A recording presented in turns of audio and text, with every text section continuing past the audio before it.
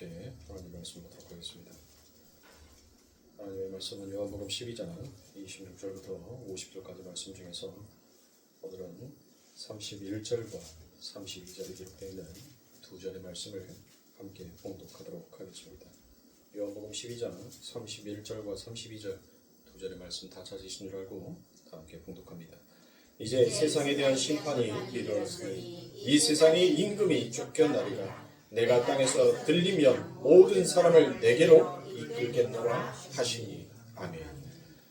자, 버림받은 자의 하나님이다라는 그 말씀을 가지고 오늘은 하나님의 승리, 곧 십자가의 승리다라는 이 말씀을 가지고 여러분들과 은혜를 나누도록 하겠습니다. 우리는 지난 시간에 29절과 30절의 그 말씀을 여러분들과 함께 살펴왔습니다. 그래서 12장 30절에 예수께서 대답하여 가라사대 이 소리가 난 것은 나를 위한 것이 아니요 너희를 위한 것이라 라고 그와 같이 말씀하셨습니다. 주님은 당신이 당할 고난 앞에서 흔들리는 연약한 인간으로서의 당신의 모습을 폭로당하는 것이 아니었습니다.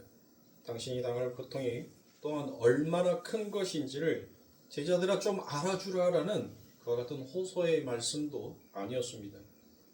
주님께서는 그렇게 약한 모습을 보이시는 것은 바로 제자들을 위함이었다라고 성경은 그렇게 얘기합니다. 주님은 제자들 앞에서 이제 곧 당신이 지고 가야 할 그 십자가의 의미가 무엇인지를 그들의 가슴속에 깊이 새기고자 싶어 했던 것입니다. 그 십자가는 바로 죄의 결과로 사망에 속한 자들이 져야 하는 그 십자가, 즉 하나님과의 영원한 단절이라는 것이 얼마나 무섭고 고통스러운 것인지를 바로 오늘날 교회와 제자들에게 하나님께서는 각인시킨 것입니다. 하나님 아버지의 뜻이라면 그러한 저주조차 기쁘게 짊어지고 가야 하는 것이 바로 하나님의 영광을 위한 삶이다라는 것을 지금 예수님께서는 제자들에게 가르쳤던 것입니다. 그러면 한 발 더 비약하여 말한다면 바로 오늘 우리가 보고 있는 이 요한복음 12장의 말씀은 결국 하나님께서 우리들에게 말씀하시는 겁니다. 너희 성도들의 목적지가 바로 그 지점이라는 것을 오늘 우리는 성경의 말씀을 통하여서 보아야 할 것입니다. 하나님 아버지를 영화롭게 하는 삶은 자기의 뜻이 분명히 있지만 생각 같아서는 그게 옳은 것 같음에도 불구하고 무엇하다는 것입니까? 아버지의 뜻에 순종하기 위하여서 자기의 뜻을 거두어들이는 일컫는 삶이더라는 것입니다. 그게 아버지께 영광을 돌리는 삶입니다. 나는 살고 싶지만 아버지가 죽으라면 죽겠습니다라는 것이 바로 예수 그리스도의 삶이었습니다.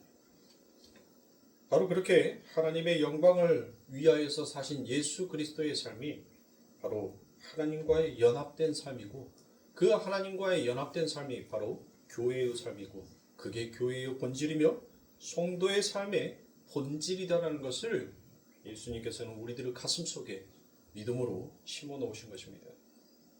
그래서 하나님은 계속해서 당신의 백성들의 삶 속에서 당신의 영광을 찾고 계시더란 것입니다. 그렇다면 하나님께서는 어떻게 우리들의 삶 가운데 당신의 영광을 여러분들 찾고 계시는 거예요? 어떤 방법으로? 바로 우리의 뜻을 기각시켜버리는 방법으로. 우리가 하나님 앞에 죽으라고 기도했는데 그 기도를 하나님께서 안 들어주시는 방법으로 열심히 소원으로 열심히 소원하고 있는데 하나님께서는 오히려 침묵하시는 방법으로 바로 그곳에서 하나님의 영광을 찾으시더란 것입니다. 어떻게 하나님께서는 찾으실까요? 그럼에도 불구하고 내 새끼가 과연 아버지의 뜻을 쫓아 순종하는 삶을 살고 있는지를 하나님께서는 살피시더란 것입니다. 그렇게 하나님께서는 우리를 훈련시킵니다. 실패 가운데 성공의 하나님의 아들로 우리들을 빚어가고 계시더란 거예요.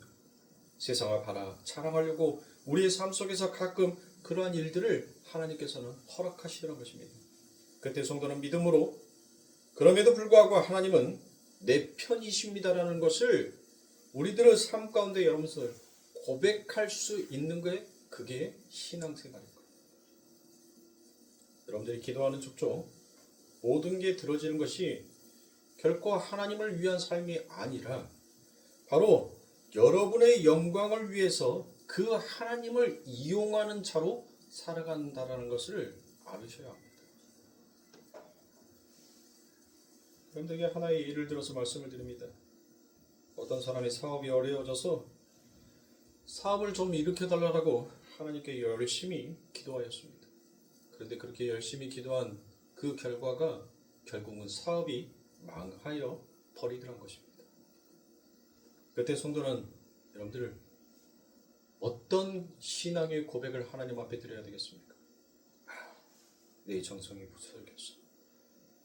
내가 열심을 내지 못하였어. 하나님께서 내 기도를 듣지 못하셨나 보다라고 여러분들 그렇게 가서는 아니 되는 것입니다. 그와 같은 결론을 내려서는 아니 됩니다. 정말 우리 안에서 하나님께서 그 믿음을 선물로 허락하시고 그 믿음이 여러분들 우리를 무엇하는 자리로 가는 거예요? 하나님, 이 사업이 망하게 하는 것이 지금 하나님께서 내게 이루고자 싶어하는 최선의 뜻이었군요 라고 그렇게 고백하는 것이 여러분들 바로 참다운 신앙이라는 거예요. 하나님의 최선의 방법을 오히려 제가 모르고 하나님 앞에 엉뚱한 기도를 올렸습니다. 하나님, 이게 하나님께서 나에게 주신 최선의 방법이라면 제가 그 길을 따르겠습니다라고 가는 것이 진정한 하나님의 영광을 위하는 영광을 드러내는 삶입니다. 거기다 대놓고 아악거리면서 당신이 나한테 어떻게 이렇게 대접할 수가 있느냐는 둥, 눈이 있으면 당신이 정말 살아계신 하나님이라면 내 형편, 내 사정을 좀 알아봐라라는 그와 같은 자세가 결코 성도의 자세가 아니더란 것입니다. 혹시 여러분들 가족 중에 누군가 암으로 투병을 한다라고 생각을 해보세요. 당연히 하나님 앞에 사랑하는 가족이 그 암으로부터 치료를 받고 나음을 입기를 굉장히 크게 소망할 것입니다. 그래서 하나님 앞에 열심히 기도할 것입니다. 그런데 결국 내가 그렇게 하나님 앞에 올려드리는 기도가 얼마 되지도 않아서 얼마 있다가 그 사람이, 내 가족이, 내 사랑하는 자가 암으로 죽었다라고 여러분들 생각해 보세요. 여러분들 어떤 생각을 또 하시겠습니까? 내가 하나님 앞에 40일 금식 기도를 했다면 하나님께서 어쩌면 이 암을 치료해 주실 건데 내가 30일밖에 기도하지 못해서 죽었나 보다라고 여러분들 생각하시겠습니까? 아니더란 거예요. 여러분들. 만약에 여러분들이 그와 같은 생각을 한다면 하나님께서 너가 30일밖에 금식 기도를 하지 않아서 네가 40일 기도했으면 10일만 더 했으면 내가 살려주려고 했었는데 네가 30일밖에 안 해서 내가 어쩔 수 없이 데리고 왔다라고 여러분들, 그렇게 만약에 여러분들 마음 가운데 하나님이 그와 같은 음성을 여러분들 주신다면 여러분들 그런 하나님 믿을 수 있겠습니까? 그와 같은 하나님을 진정 여러분들이 원하고 계시는 것입니까?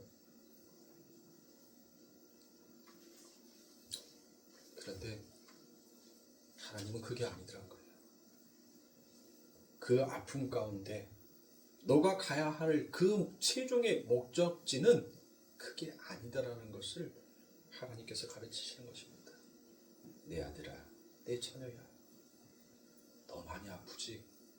그러나 나는 너가 기도한 것보다 나는 너를 위해서 더 큰 것을 준비하고 나는 더 큰 곳으로 너를 채우기를 원한다라는 그 하나님의 음성, 정말 하나님이 내 편이시다라는 그와 같은 음성이 여러분들 우리들의 삶 가운데 믿음 가운데 확실하게 든다면 여러분들 무엇 하시겠습니까?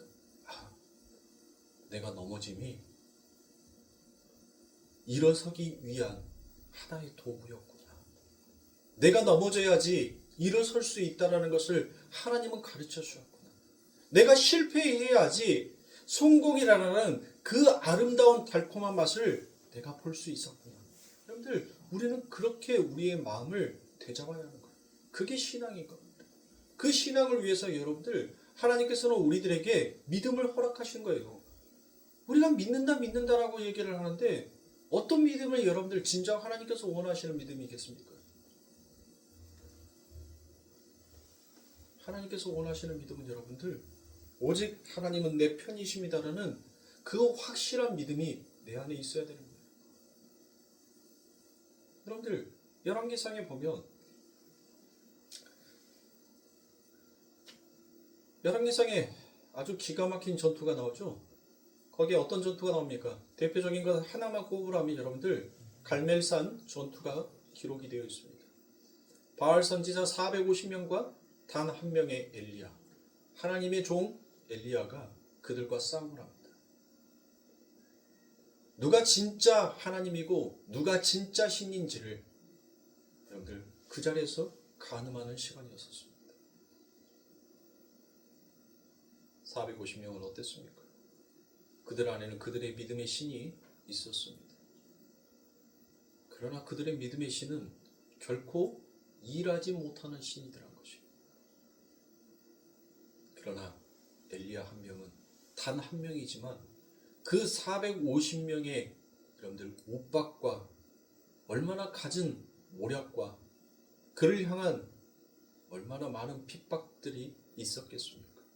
그런데 엘리야는 전혀 그런 것들에 굴복하지 아니하던 거예요. 왜요? 왜 그럴까요? 바로 내가 믿는 그 하나님이 내 편이구나라는 그 확신이 있었던 것입니다. 내가 설사 이 제단에서 죽는다 할지라도 내가 믿는 그 하나님은 내 편이다라는 그 엘리야의 마음속에 하나님을 향한 그 믿음이 있었다는 것입니다. 그래서 열왕기상 18장에 무엇을 얘기합니까? 그 제단 위에다가 불을, 너희가 말하는 그 바알이 하나님이면 그 바알이 이곳에 불을 붙이면 내가 바알을 믿겠다라고 얘기하잖아요. 그러나 내가 믿는 하나님이 진짜 이곳에 불을 붙인다면 그분이 진짜 하나님이다라고 여러분들 엘리야는 그와 같이 고백을 했습니다. 여러분들 450명, 450대 1, 얼마나 여러분들 무서운 싸움이겠습니까? 얼마나 겁이 나는 싸움이겠습니까? 얼마나 그 마음속에서 여러분들 두 마음이 들었겠습니까? 그러나 엘리야는 조금도 두려워하지 않았어요. 그의 넘어짐과 실패보다도 더 큰 하나님의 꿈을 엘리야는 봤던 것입니다. 사랑하는 성도님들, 바로 그겁니다. 하나님께서 우리들에게 믿음을 허락하신 것은 바로 그 하나님이 내 편이다라는 그 믿음의 확신을 심어주는 일을 하는 거예요. 그러나 나는 여전히 못 믿더란 거예요. 우리는 수시로 여러분들 하나님이 내 편이다라는 말을 입으로는 고백하는데 수시로 흔들리더란 거예요. 수시로 두려워하더란 거예요. 그리고 세상의 눈치를 보고 그 눈치 속에서 여러분들 하나님의 시선이 아닌 세상의 시선을 바라보고 있더란 겁니다.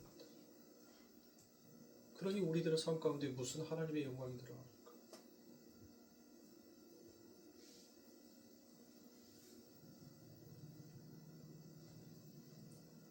우리는 수시로 넘어질 수밖에 없는 자입니다. 우리는 수시로 불합격하고 실패할 수밖에 없는 자입니다. 그러나 나중에는 결국 그 자리에서 합격하게 만드시는 것이 바로 하나님의 은혜입니다. 그게 바로 우리 성도가 도달해야 할 목적지이기도 하더란 거예요. 어떻게 해서든지 내 요구를 관찰시켜서 하나님 보좌를 흔들어서라도 내 뜻을 굽히지 않냐고 내 소원이 이루어지고 내 문제가 해결되는 것이 바로 하나님을 믿는 성도들의 목적지가 아니더란 겁니다. 여러분, 주님은 바로 그 십자가의 삶, 하나님이 시키시는 것이라면 죽음이라도 감수하겠다라는 그 삶, 바로 그 삶이 하나님 앞에 영광을 위한 삶이었고 하나님 나라의 백성들의 삶임을 제자들에게, 교회들에게 예수님은 가르치신 것입니다. 그래서 이 잔을 내게 옮겨주세요. 이 때를 면하게 해주세요라고 그렇게 당신의 뜻을 밝히신 후에 무엇을 말씀하셔요? 그럼에도 불구하고 내 뜻대로 하지 마옵시고 아버지의 뜻대로 하옵소서라고 도장을 꽉 찍어버리더라는 것이에요. 이게 너무나도 고통스럽고 힘들어서 나는 그거 정말 마시기 싫지만 아버지가 원하시는 것이라면 나는 이 잔을 달게 마시겠습니다. 이렇게 고백하는 것이, 그리고 그 고백이 결국 내 삶의 믿음의 행보로 나오는 것이 바로 하나님 앞에 영광을 올려드리는 삶이라는 것이에요. 그것을 예수님께서 제자들아, 교회야, 보아라라고 말씀을 하고 있는 것입니다. 예수님도 인간이시기 때문에 그게 너무 고통스러워서 그러셨을 것이다라는 그와 같은 대적자의 추측을 하지 마시란 말이에요. 우리가 인간이 생각하는 그 예수, 이 땅에 오신 여러분들, 우리의 머리, 우리의 감정, 우리의 지식의 체계로 여러분들 예수 그리스도께서 하셨던 그 모든 것들을 여러분들 인간이 가지고 있는 감정으로 자꾸 해석하려고 하지 마세요. 하나님의 말씀은 양날에 서 있는 칼처럼 냉정하고 여러분들 절단력 있게끔 바르게 서 있습니다. 그 하나님의 말씀은 좌로도 우로도 치우치지 않아요. 하나님에게는 중립이라는 것이 없습니다. 엘리야도 그 바알 선지자 450명과 싸웠었을 때 절대적으로 중립을 지킨 적이 없어요, 여러분들. 그는 죽으면 죽었지, 바로 나는 세상의 편이 아니라 하나님의 편이다라는 중립이 아니란 정말 하나님 앞에 온전하게 자신의 삶을 바치는 자로 가는 것입니다. 그게 바로 교회의 모습이에요. 그게 올바른 신앙의 삶인 겁니다. 그런데 오늘날 교회는 여러분들 중립을 지키라고 얘기합니다. 여러분들 중립은 없다니까요. 왜 도대체 교회 안에서 그렇게 하나님의 진리, 하나님의 신앙이라고 떠들면서 성경에도 있지도 않는 여러분들, 거의 불교에서 가까운 그 말씀을 성경 안에다가 접목시켜서 여러분들 그와 같이 이원론적인 해석을 하냔 말이에요. 네? 여기가 여러분들 우리가 하나님을 믿는 백성입니까? 아니면 바로 바알 선지자처럼 그 바알을 우상하는 자입니까, 우리가? 교회가 자꾸 엉뚱한 쪽으로 가고 있는 거예요. 교회의 중립을 지키라? 여러분들 그건 전부 다 바알 선지자입니다. 교회의 중립은 없어요, 여러분들. 하나님이 편이면 하나님, 마귀의 편이면 마귀. 여러분들 양당 간에 딱 갈라지는 것이지 어디 중립이 있어요? 에? 성경의 말씀에도 여러분들 네가 뜨겁든지 차갑든지 하나만 선택하라라고 말씀하셨어요. 천국이든 지옥이든 하나만 있어요. 영생이든 사망이든 성경은 정확하게 그렇게 딱 구분지어져 있습니다. 근데 어디 중립이 있냐는 거예요. 교회의 중립을 지키라? 목사는 중립을 지키는 자다? 여러분들 그것이 바로 잘못된 사상이에요. 그게 바로 헬라의 이혼론인 것입니다. 그게 바로 마음속에 진정 살아계신 하나님을 섬기는 것이 아니라 세상과 손을 잡고 세상과 맞잡으려고 하는 잘못되고 그릇된 진리를 가리키는 거예요. 네? 그러면 여러분들 십자가 다 던져놔야죠. 중립을 지키려면. 진정 내 마음속에 내 삶 가운데, 내 신앙 가운데 하나님은 내 편입니다라는 그 확실한 믿음이 있으면 나는 어디 가는 거예요? 천국 가는 거예요. 아버지 하나님 나라 가는 거예요. 그런데 그 마음이 쪼개졌어. 진짜 하나님이 내 편일까? 그 하나님이 나를 정말 하나님의 성공의 자리, 하나님의 진정한 택한 아들의 자리로 나를 올려줄까? 여러분들 그렇게 의심하면 하나님도 여러분들 의심하는 거예요. 에? 입으로는 전부 다 예수 믿는다고 하는데 마음은 항상 중립이래. 늘 그런 건 없습니다.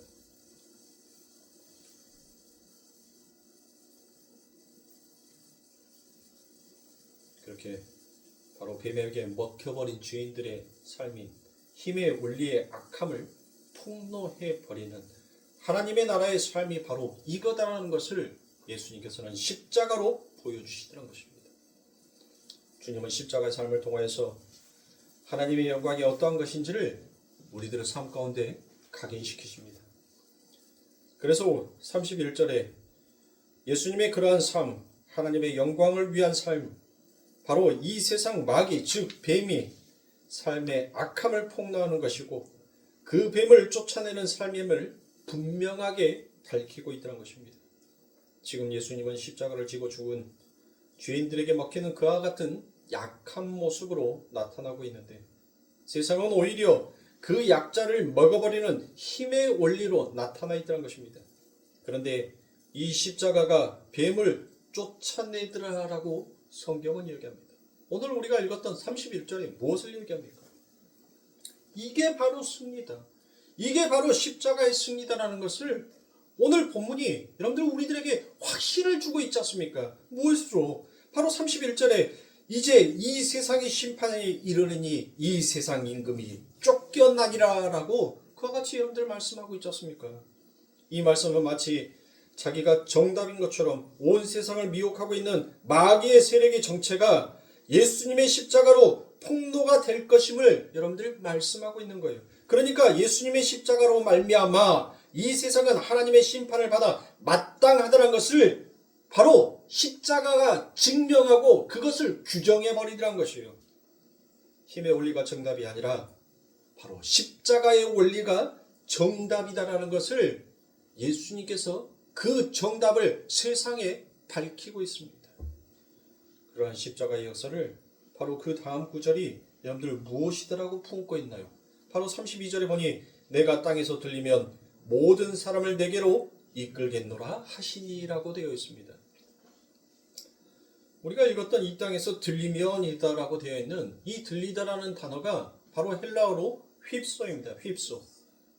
이 휩소라는 것은 제가 여러분들에게 한번 설명을 해드린 적이 있었을 거예요. 이 휩소라는 것은 십자가에 매달려서 들어 올리다라는 그와 같은 뜻과 동시에 하나님에 의해서 높이 들여 올려지더라라는 그와 같은 뜻도 있습니다. 바로 하나님의 손에 의해서 높이 들여 올려지는 것이 바로 사도행전 2장 33절의 말씀에 보니까 하나님께서 예수를 오른손으로 높이셨다라고 했었을 때 여러분들 그 높이셨다라는 것이 바로 휩소예요. 그러니까 십자가에 달려 올라가는 것도 휩소고 하나님이 그것을 높이 들어 올리는 것 또한 휩소더란 것이에요. 그러니까 바로 십자가의 삶, 이 땅에서 하나님의 영광과 내 이웃의 영광을 위해 내가 먹이가 되어주는 그 삶이 바로 하나님의 승리라고 쳐주고 인정해주는 삶이 바로 이 휩소라는 단어 안에 그 뜻이 그 의미가 담겨져 있는 것입니다.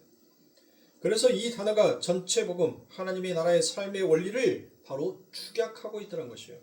이 복음의 역설이 바로 오늘날 교회가 놓쳐서는 안 될 기독교의 핵심이요 본질입니다. 그러나 오늘날 교회가 이것을 여러분들 외면하고 거부하고 있다는 것이에요. 성도는 이 땅에서 자신의 뜻과 소원을 이루기 위하여 살아가는 자가 결코 아니다라는 것을 성경은 분명히 밝히고 있지 않습니까? 그것을 바로 예수 그리스도께서 십자가로 규정하여 보여주셨습니다. 보여주는 것도 여러분들 믿지 못하는 우리라는 거예요. 그러니까 얼마나 여러분들 우리가 연약한 존재입니까? 우리가 얼마나 나약한 존재예요. 보여줬는데도 그 보여준 것을 여러분들 뭐하고 있어요? 믿지를 못하고 있더란 거예요. 성도는 이 땅에서 자신의 뜻과 소원이 기각당하는 삶 속에서도 하나님의 뜻이 이루어지는 것을 여러분들 행복으로 여길 줄 알아야 하는 것이 바로 성도들한 것이에요. 그것을 위해서 하나님께서는 우리들에게 은혜를 주신 거예요. 그 은혜의 선물, 구원의 선물, 하나님의 믿음을 우리들에게 선물해 주신 거라니까요. 내 소원이 성취가 되고 내 소원이 이루어지는 것이 여러분들 그게 여러분들 행복이 아니에요. 그게 믿음이 이루어지는 것이 아니란 말이에요. 여러분들 우리에게 하나님께서 주시는 그 믿음은 여러분들 뭐 하는 거예요? 바로 그 믿음을 통하여서 나를 부인할 줄 아는 거예요. 그리고 그 나를 부인하기 위하여서 하나님 앞에 고백하는 것이 그게 기도인 거예요. 그런데 믿음이라는 것을 전부 다 엉뚱하게 해석을 하고 있지 않습니까? 교회 안에서 뭔 말만 하면 하나님 앞에 기도해. 여러분들 누구는 기도할지 몰라서 여러분들 그렇게 기도를 안 합니까?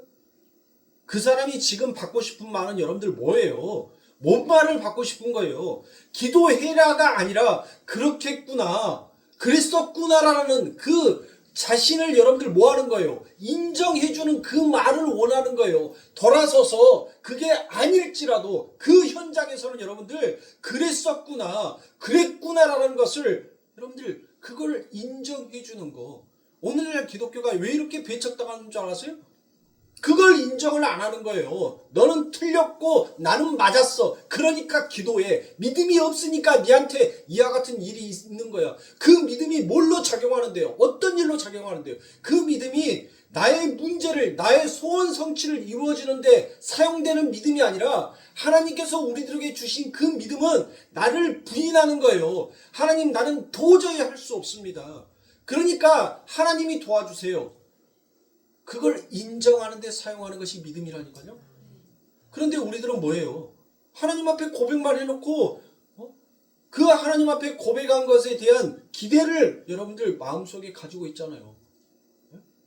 내 뜻을 포기하는 거라니까요. 내 삶을 포기하는 거예요. 모든 것들을 하나님 앞에 내려놓고 그냥 전적으로 하나님 앞에 맡기는 거예요. 그게 내 안에 그 기도가 실패든 성공이든 어떤 것으로 다가오든지 간에 하나님이 옳습니다. 여전히 하나님은 내 편이십니다. 근데 그것을 믿고 가는 것이 그게 바로 믿음이라니까요. 그게 믿음이에요.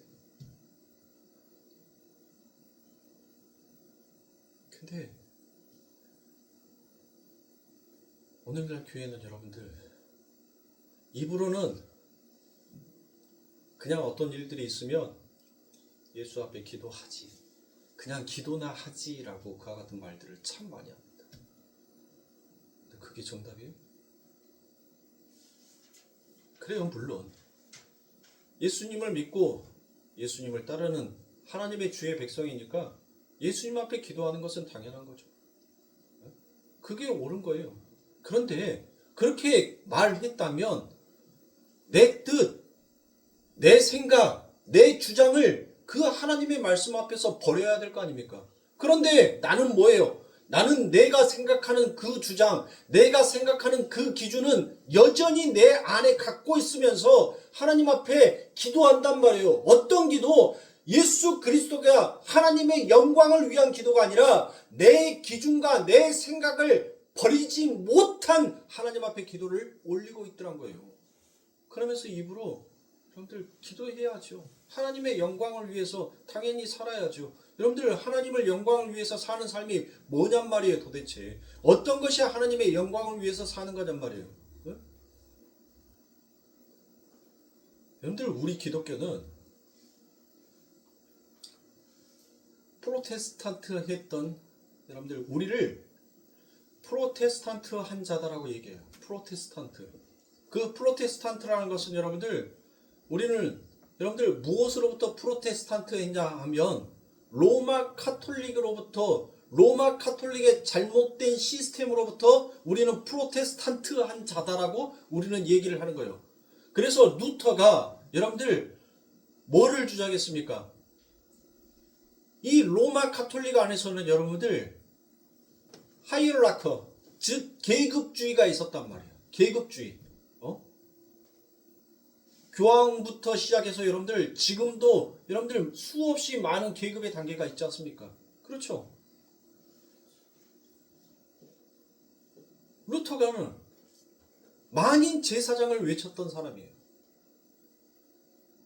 기름 부은 한 명의 종이 아니라 모두 다 기름을 부음받은 왕같은 제사장이라는 만인 제사장설을 여러분들 그 루터가 외쳤던 사람 아닙니까? 그런데 오늘날 기독교를 보시란 말이에요. 오늘날 교회들을 보세요. 프로테스탄트에 따라라고 자칭 그렇게 우리는 로마 카톨릭의 잘못된 그 시스템으로부터 정말 개혁한 사람이다라고 얘기하는 우리들이 오히려 로마 카톨릭보다도 더 흉측스럽고 더 악랄한 죄를 짓고 있지 않습니까?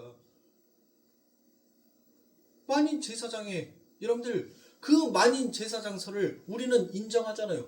왜? 성경에서도 예수님께서 너희는 전부 다 왕같은 제사장이다라고 그렇게 말씀을 하셨으니까 목사 한 사람만 제사장이 아니라 지금 이 자리에 여러분들이 앉아있는 모든 자가 전부 다 제사장이란 말이에요. 그게 맞잖아요. 그런데 잘못되어서 여러분들 터닝 포인트 했는데 잘못되어서 이거 아니야 하고 여러분들 거기에서 나왔는데 오늘날 기독교가 어디로 흘러가고 있어요? 하이럴라커 계급주의로 다시 가고 있잖아요. 목사 다음에 장로, 장로 다음에 안수집사, 안수집사 다음에 권사, 권사 다음에 서리집사, 서리집사 다음에 집사, 그리고 그 밑에 권찰, 그 다음에 그 밑에 성도. 근데 그 계급주의 안에도 목사는 네 언제 안수 받았냐는, 너 언제 안수 받았어? 그걸로 또 계급이 나눠지더라고요. 장로, 너 언제 안수 받았어? 너 언제 장로 피택 받았어? 그것으로 또 상중하가 나눠지더란 거예요. 얼마나 잘못됐습니까?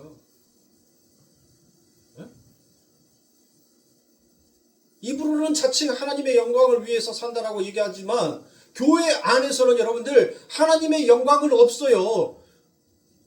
하나님의 영광이 없다니까요. 교회를 찾는 사람은 많은데 예수를 찾는 사람은 없더란 거예요. 말씀은 아는데 정말 믿음으로 그 하나님 앞에 달려가는 자가 없더란 거예요. 얼마나 통회할 일입니까? 얼마나 안타까운 일입니까? 제가 왜 예배 시간에 여러분들에게 지탄한 줄 아세요? 나만 제사장이야? 여러분도 제사장이에요. 지금 하나님의 제단 앞에 죄를 지내고 오는데 정신들 똑바로 안 차리니까 제가 뭐라 하는 거 아닙니까? 정신들 차리세요. 하나님 앞에 지금 제사 지내러 오는데 내 정신을 세상에 벌릴 수 있어요? 절대 그럴 수 없어요. 우리는 그 아버지 하나님의 그 찬란한 그 광명한 빛 앞에 우리는 엎드려서 죽은 자처럼 되어버릴 수밖에 없는 자예요. 두렵고 떨림으로 여러분들 그 아버지 하나님 앞에 서야죠.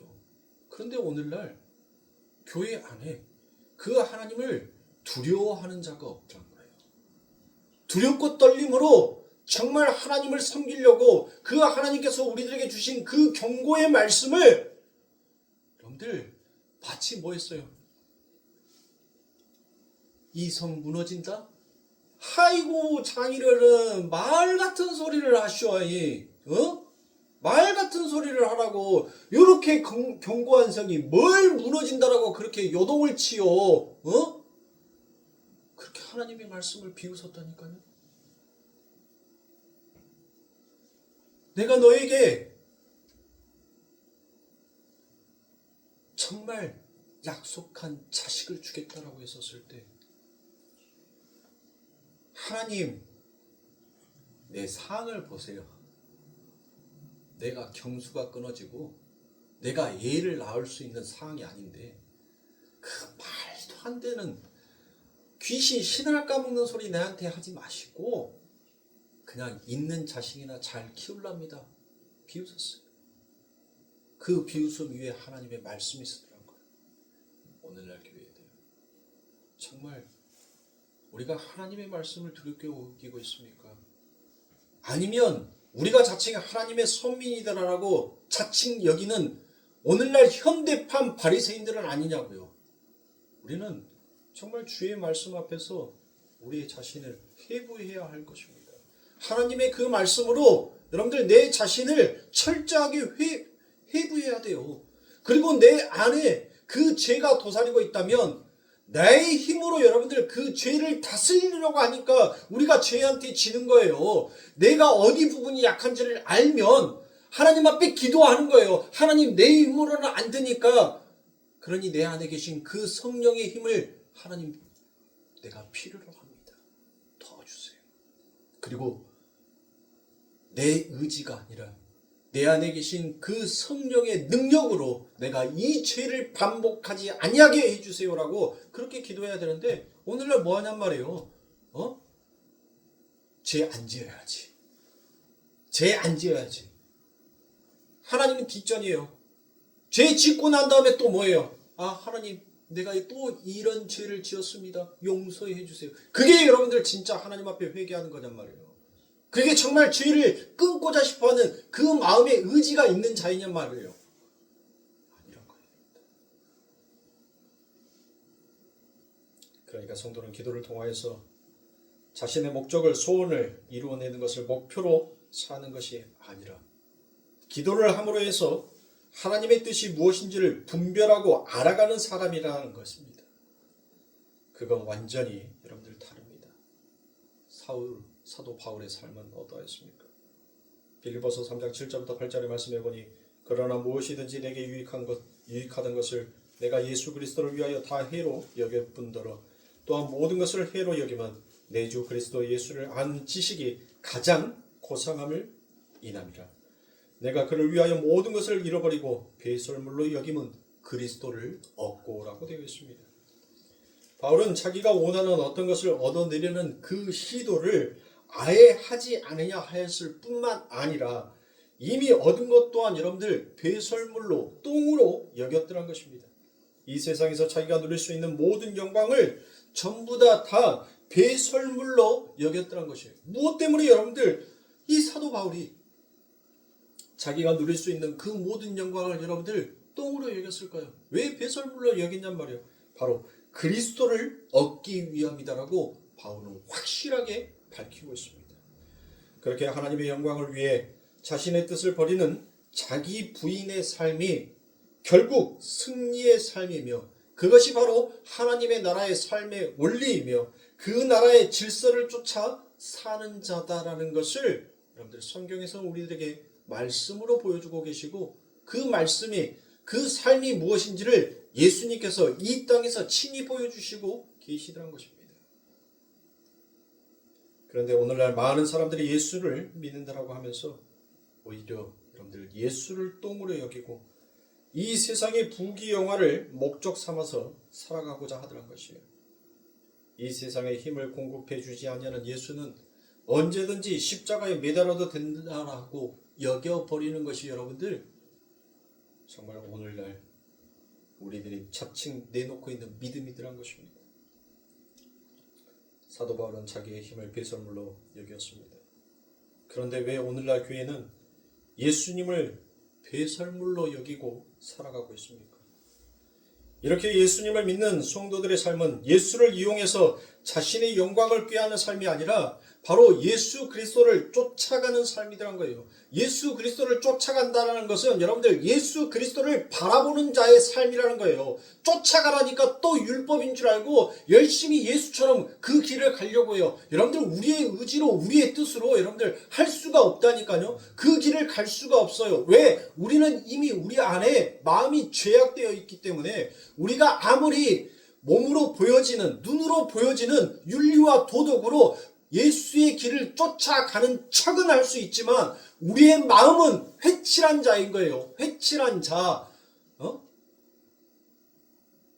그래서 여러분들 우리는 예수랑 똑같이 갈 수가 없어요. 그러니까 우리들은 무엇하는 거예요? 예수를 바라보는 삶이 바로 예수를 쫓아가는 삶이란 거예요. 그러니까 예수를 쫓으라고 하니까 많은 교회들이 쫓으려고 해요. 진짜. 그 예수님은 누구만을 바라보고 갔는데요. 예수님도 하나님을 쫓는 삶이었어요. 모든 선지자들이 다 그렇게 쫓아다니는 삶을 살았다니까요. 그런데 누구를 바라보면서 구약의 선지자들은 하나님을 바라보면서 쫓아가는 삶이었어요. 그 하나님을 바라보는 것이 여러분들 그 하나님을 쫓아가는 삶이라니까요. 저는 우리 성도님들에게 여러분들 그것을 말씀을 드리는 거예요. 왜 우리 교회 표가 표 바꿀 줄 몰라서 성경의 66권 중에서 여러분들 하나님의 말씀이 이렇게도 많고 많은데 내가 그 말씀 중에서 한 구절 고를 줄 몰라서 여러분들 제가 우리 이 표를 이렇게 달고 가는 거 아니라니까요. 정말 우리 신앙의 믿음 안에 정말 기본이요 본질은 바로 예수를 바라보라라는 그 참된 의미가 담겨져 있기 때문에 저는 이 표를 이렇게 계속 밀고 가는 겁니다. 그래서 본문 26절에 보면 예수님께서 나를 섬기려 하거든 나를 따르라라고 그와 같이 말씀을 하시죠. 예수님을 믿는 것은 예수님을 따라가는 것입니다. 예수님을 따라가는 게 여러분들 지금 예수님이 어디 있다라고 여러분들 쫓아가겠습니까? 예수님을 따르는 것이 바로 무엇입니까? 예수님을 쫓아가는 것이 바로 무엇이냔 말이에요. 그 말씀이 바로 마태복음에 나옵니다. 마태복음 16장 24절의 말씀에 보니 예수께서 제자들에게 이르시되 아무든지 나를 따라오려거든 자기를 부인하고 자기 십자가를 지고 나를 쫓을 것이라 라고 말씀합니다. 정확하게 말씀하잖아요. 아니 예수님이 어디 계신 줄 알고 여러분들 쫓아갈 거냔 말이에요. 보여요? 예수님이 어디 있다라고 여러분들 좌표 찍어줬어요? 어디를 찾아가실 거냔 말이에요. 마치 파랑새를 찾아서 돌아다니는 것처럼 여러분들 그 파랑새가 어디에 있는지 알지도 못하면서 무턱대고 여러분들 나는 파랑새를 쫓을 거야. 나는 파랑새를 찾을 거야. 나는 행복해져야 되기 때문에 그런 맹목적인 목적을 가지고 그냥 길을 떠나는 사람들이 있어요. 그런데 돌아와 보니까 그 평안, 그 행복, 그 파랑새는 내 안에 있더란 거예요. 지금 예수님께서 말씀하시잖아요. 나를 쫓는 것은 뭐라는 거예요? 바로 네 안에서 네가 생각하고 네 스스로 선과 악으로 나누고 있는 그것을 버리라는 거예요. 그걸 나누라는 거예요. 에? 보시다시피 예수를 믿는다는 건 예수를 따르는 거고 예수를 따르는 것은 결국 자기를 부인하고 자기 십자가를 지고 예수를 쫓는 것이다라고 예수님께서 그와 같이 말씀하고 있어요. 그렇다면 우리가 예수를 쫓는 사람이면 여러분들 뭐 해야 되겠습니까? 자기 부인이라는 것은 나의 목표, 나의 뜻, 나의 소원 전부 이 모든 것들을 바로 내려놓는 것을 자기 부인이라고 하는 거예요. 거기는 내 판단도 내 기준도 여러분들 들어갈 수가 없는 것입니다. 모든 것이 하나님이 목표하시고 하나님의 뜻이 하나님의 소원이 내 삶 가운데 이루어지는 것이 여러분들 그게 성도의 목표라는 거예요. 그래서 우리가 이 땅에서 이와 같이 연단을 받는 거예요. 이와 같이 고난을 받는 거예요. 왜? 바로 예수를 따르는 자가 아니면 전부 다 하나님 앞에서 심판받아야 하기 때문에 그래서 하나님께서는 내 자녀, 내 새끼 아프지? 근데 아파도 이게 네가 사는 길이니까 그러니까 조금만 견뎌라. 조금만 버텨라 라고 하나님께서 우리들에게 여러분들 그렇게 말씀으로써 성령으로서 그 사랑의 따뜻한 음성으로 우리를 위로해 주시는 거예요. 그래서 위로의 하나님이 계시는 겁니다. 예? 그 하나님의 성품 가운데 하나님의 자녀를 진짜 하나님의 자녀로 만들기 위해서 하나님은 그렇게 강인하게 우리를 이끌어갈 수밖에 없지만 연약한 우리들인지를 알고 그 성령이 우리를 위로해 주시는 거예요. 격려해 주시는 거예요. 그 라파의 하나님, 치료의 하나님이 우리의 마음을 그렇게 위안하시고 치료하여 주시더란 거예요. 예?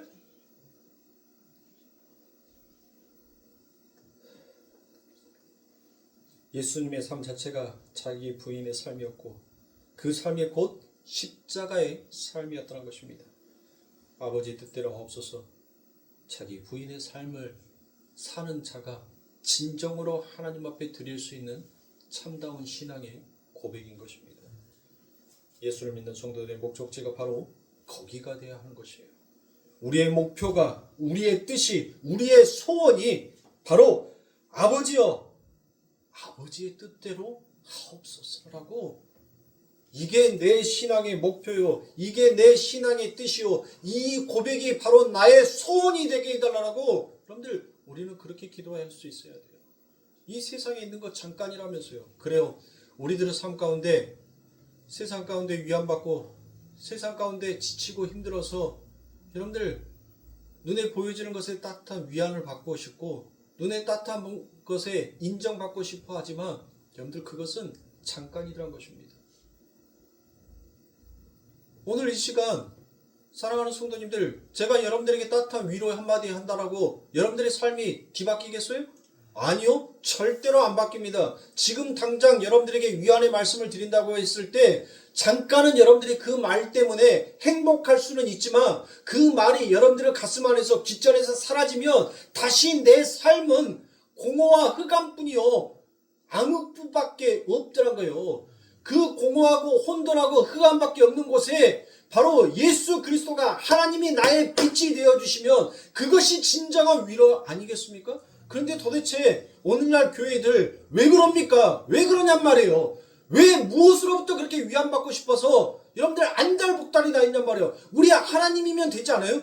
그 하나님이 내 편이고 그 하나님이 진짜 내 아버지면 여러분들 그걸로 만족하면 되는 거 아니에요? 근데 뭘 더 바래서 여러분들 저 모르겠습니다. 하나님의 뜻이 어디 있는지를 모르겠지만 교회 성전 짓는 거 모르겠어요. 여기에서 이 건물에서 계약기간이 다 되어서 나가라라고 한다 하면 다른 데 이사 가더라도 저는 성전 짓는 것이 이제는 우선이 아니에요. 여러분들. 성전 안 짓어도 돼요. 왜? 그 성전 짓어가지고 우리 성도님들의 신앙이 흔들린다면 저 성전 없이 평생 나무집 새빵살이 하더라도 저 괜찮아요. 정말 여러분들이 하나님만 바라보고 정말 이것이 나의 목표요, 나의 뜻이요, 나의 소원으로 여러분들의 참다운 고백이 나온다면 저는 그것으로 목회 성공한 거라고 생각해요. 이 속에서 단 한 명의 영혼이라도 정말 하나님 앞에 그렇게 참다운 고백하고 올라가면 여러분들 내가 하나님 내 나라에 가서 받을 상금이 받을 상이 얼마나 크겠습니까? 에? 교회 건물이 중요한 게 아니에요. 오늘날 여러분들 너무나도 교회들이 부패했단 말이에요. 예수가 없어요. 교회의 건물만 보고 가요. 예수님 앞에 쫓아가야 할 하나님의 진짜 백성들이 교회 건물만을 보고 교회만 쫓아다니더란 거예요. 교회만. 그런데 거기에서 내가 동참하겠다고요? 아니요. 저는 이제 내려놓습니다.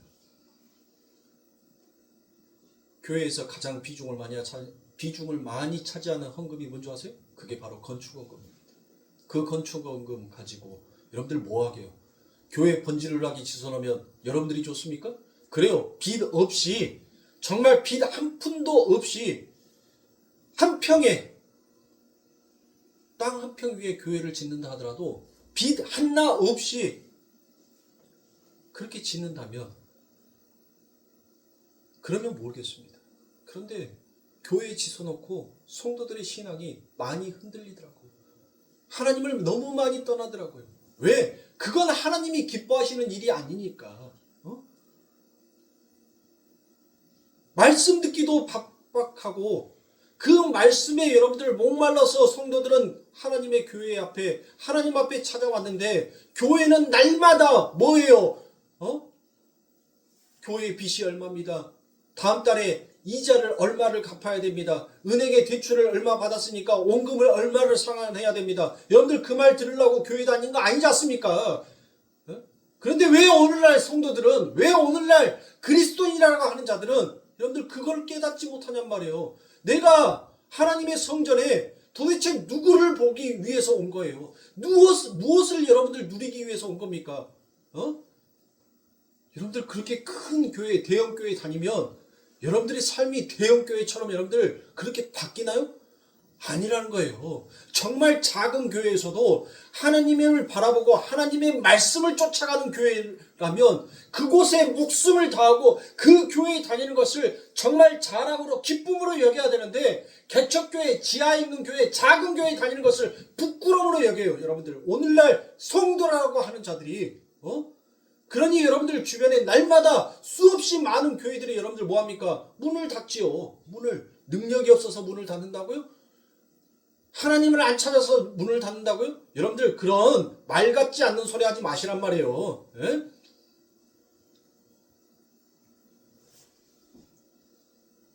정말 하나님을 바라보고 말씀을 바라보고 그 말씀의 소망을 얻어 가게끔 여러분들 그렇게 올바른 진리로 교회가 가르치면 여러분들 작은 개척교회가 여러분들 그렇게 쉽게 무너지겠습니까? 이 땅에 온 천지에 한 집 건너서 한 집이 하나님의 집이 되었으면 좋겠다라고 여러분들 우리 그렇게 하나님 앞에 기도하지 않았습니까? 에? 근데 그렇게 됐는데 뭐예요?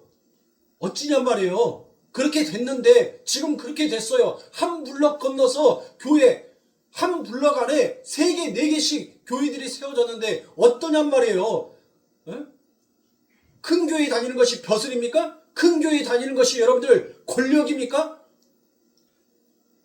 그게 정말 하나님을 섬긴다라는 선민이요, 하나님을 섬긴다라는 백성이다라고 여러분들 우리가 그렇게 말할 수 있냔 말이에요. 정말 우리는 하나님의 말씀 앞에서 부끄러운 줄 알아야 돼요. 저와 여러분들은 하나님의 말씀 앞에서 하나님 오늘 이 시간부터 나의 목표, 나의 뜻, 나의 소망이 아버지의 뜻대로 하옵소서라는 이 소망, 이 기도가 나의 신앙이 되게 하시고 이 기도가 나의 신앙의 길이 되게 하여 주시옵소서라고 여러분들 그렇게 가야 해요. 그리고 그 뜻을 이루지 못했을 때 정말 눈물로 하나님 앞에 기도할 수 있는 정말 우리의 참다운 신앙, 바른 신앙이 되어야 하는 겁니다. 세상만 썩은 것이 아니라 교회가 너무 많이 썩었어요. 교회가 너무 많이 변질됐단 말이에요. 그놈의 교회 안에서 성공과 기복주의를 여러분들 그렇게 우려먹을 것이 없어서 여러분들 그 정도로 우려버렸으면 150년, 이 한국 기독교 150년이라는 시간 동안 여러분들 그렇게 우려먹었으면 이제 형체도 안 보이겠네. 150년을 그렇게 우려먹었으면 이제 그만 우려먹고 정말 말씀주의, 성경주의로 돌아가면 안 되는 겁니까? 율법이 무너지니까, 말씀이 무너지니까 여러분들 세상도 덩달아 무너지는 거예요. 우리는 성경 안에서 얼마나 많이 봤어요.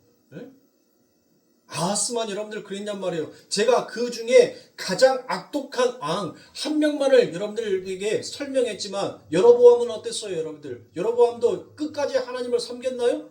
끝까지 하나님을 믿었나요? 끝까지 하나님을 신뢰했냔 말이에요.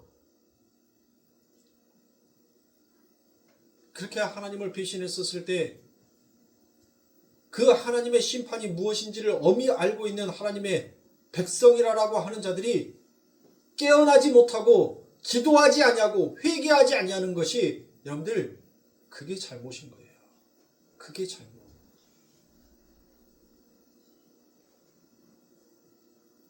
저는 비관주의자가 아닙니다. 제가 비관주의자인 것 같이 여러분들에게 느껴지지만 여러분들 이게 이렇게 가야 하는 것이 바른 길 아닌가요? 저는 적어도 제 마음 가운데 신앙은 그렇다라고 생각합니다. 제가 왜 그 오랜 시간을, 그 엄청난 시간들을 왜 그렇게 방황했을까요? 왜 그렇게 떠돌아다녔을까요? 왜 하나님이 없는 사람처럼 처음부터 하나님을 모르고 안 믿었던 사람처럼 제가 왜 그렇게 그 길을 떠났을까요? 저는 목숨 걸었다니까요. 하나님 앞에 목숨 건 자예요.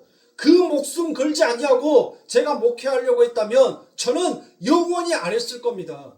그런데 하나님께서 제 삶을, 제 신앙을, 제가 걸어가야 하는 그 목회자의 길을 그렇게 끌고 가시더란 거예요. 끌고 가시면서 역사하시고 살아계신 하나님을 자꾸 내 삶 가운데 증명하여 보여주시는데 내가 여러분들 뭘 두려워해서, 무엇을 두려워서, 누구를 눈치를 봐서, 여러분들 진짜 세상은 잠깐이에요. 아침 형장의 이슬처럼 사라지는 것이 바로 이 세상이라고 했습니다. 사랑하는 성도님들, 정말 하나님을 두렵게 여기고 하나님을 무서워할 줄 아는 우리의 신앙이 되어야 합니다. 하나님을 무서워하는 자, 하나님을 엄히 여기는 자는 여러분들 그 입 앞에 어떤 고백이 나오겠냔 말이에요. 하나님 내 소원 이뤄주세요. 하나님 이 땅에서 최고의 권력의 자리에 앉게 해주세요. 하나님 나 장수하는 축복 주세요. 하나님 나에게 이 지구의 반을 내 것으로 삼을 수 있는 그와 같은 재산을 주세요. 그런 기도가 아니라 진짜 하나님의 무서움을 아는 자, 진짜 하나님이 어떠한 분인지를 아는 자는 하나님 저를 용서해 주세요. 그리고 이 죄인을 용서해 주신 하나님 감사합니다라고 그렇게 고백하는 거예요. 그렇게 우리 다음 주에 크리스마스죠. 아이들이 없으니까 제가 수요일 날 이렇게 말씀드릴 수밖에 없어요. 여러분들 우리 아이들이, 우리 주일학교 아이들이 조금만 크면, 조그만 제가 하는 이 설교를 자기들의 머릿속에서 판단할 수 있는 시기가 되면 그 아이들 앞에서도 얘기하겠지만, 아직 저 아이들이 이 강단에서 말하는 그 말을 이해하지 못해요. 여러분들, 죽으러 오신 예수가 그렇게 여러분들 모든 사람으로부터 그 화려한 불빛 아래서 여러분들 축제를 받아야 되나요? 가장 초라한 마국간에 당신이 무엇 때문에, 무엇으로, 어떻게 당신의 삶을 살다가 그 생을 마칠지를 뻔히 다 알고 이 땅에 오신 그분, 여러분들 정말 성탄 예배 좀 엄숙하게 드리면 안 되나요? 그렇게 요지부동 치면서 요란하게 우리가 드려야 되는 것이 그게 정말 맞나요? 연말연시 여러분들 세상이 들떠 있어요.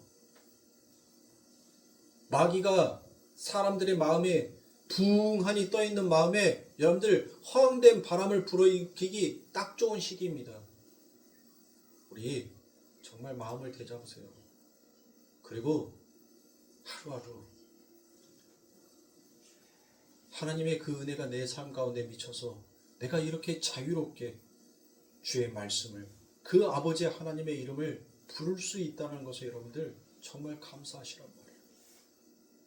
여러분들 북한에서는 이 성경책 한 권이 없어요. 이 성경책 한 권이 아무처럼 성경의 한 말씀을 종이에다가 여러분들 적어서 그것을 누구라도 행여라도 누가 볼까봐 그 종이를 말아서 최대한 안 보이게끔 말아서 머리카락에 숨기든지 어디에다가 숨겨서 여러분들 자기들만의 암호를 가지고 그 지하에 가서 그 자기가 손으로 써갖고 온 그 말씀 한 구절을 같이 읽고 같이 기도를 한대요. 우리 얼마나 너무나도 여러분들 행복한 신앙생활을 하고 있냔 말이에요. 그러니 우리 하나님 앞에 감사해야죠. 이렇게 자유롭게, 이렇게 행복하게 신앙생활을 한다는 거, 그 하나님의 은혜 앞에 감사하지 못하니까 여러분들 지금 우리의 삶이 이렇게 힘든 거 아니에요? 사랑하는 성도님들, 정말 하나님 오늘도 아버지의 뜻이 아니라 나의 뜻대로 행하려고 했던 거 용서해 주세요라고 회개기도 한번 하시고, 하나님 오늘 또 아버지 하나님의 그 은혜 가운데 하나님의 이름을 이렇게 소리내어 자유롭게 부를 수 있게 해주셔서 감사합니다라는 그 감사의 기도 한번 드리고, 그리고 하나님은 나의 편이시다라는 그 믿음과 소망을 내 삶 가운데 강인하게 심어주세요라고 여러분들 하나님 앞에 그 소원의 기도를 올리실 수 있는 우리 성도님들이 되시길 주님의 이름으로 축원합니다. 기도하겠습니다.